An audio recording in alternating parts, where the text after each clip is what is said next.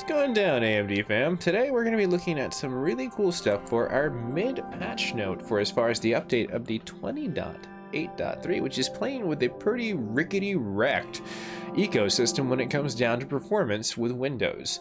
Now, one of the things that I've noticed is that toggling off and on your accelerator on the advanced scheduling and the variable refresh rate will kind of destroy the ecosystem. 3 tests in a row for the last 3 series of testing that I've been doing between 20.8.1, 2, and 3 now currently, and it has shown the same consistency with Windows. What I would suggest, just starting out for the returning community members that are wondering, personally myself, it seems like the native nothing on definitely does work, and we're going to dive into what I mean by what I've experienced the last few times. My name is Mac here at the MacGyver7 channel. Today we're going to be covering some AMD related news, so let's go ahead and hop into it. So, one on the left is going to be last week's. The one on the right is this week's. Nothing on. These are just your bare bones. No advanced scheduling, no variable refresh rate. So you can definitely see that it's tipping toeing up to the 2200, which is pretty good. Both of them are ranking about 93% in their class, which is pretty cool. But when we switch gears and we go over here, oh, not too shabby, right? And that's our variable refresh rate turned on. But one of the issues that I did notice, which was this. You can see that there's a huge score difference right over here for as far as your graphics portions of what is pushing down.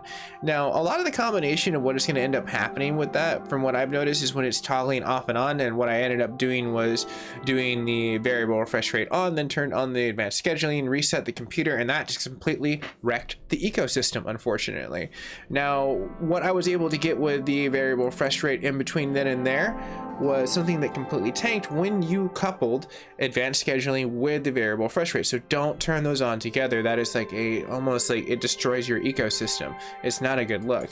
But if you just go back to the portions of looking at what this week's nothing on versus last week's nothing on, it looks pretty good. So, bare bones question, DirectX 11. What should I do, right? Well, first and foremost, make sure that if you have a variable refresh rate option, definitely I would say pick that over the advanced scheduling. One or the other will work decent, but seems like native nothing on works really well.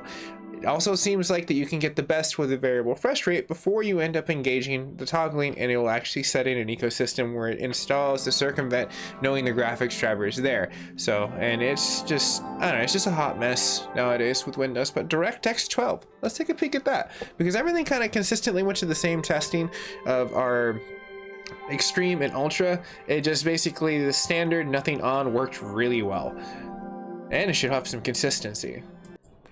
Last week's versus this week shows a complete breakdown of where DirectX 12 is not really functioning, is where it should be intended, and you can kind of see what ends up happening when we look at some of the advanced scheduling and the variable refresh rate.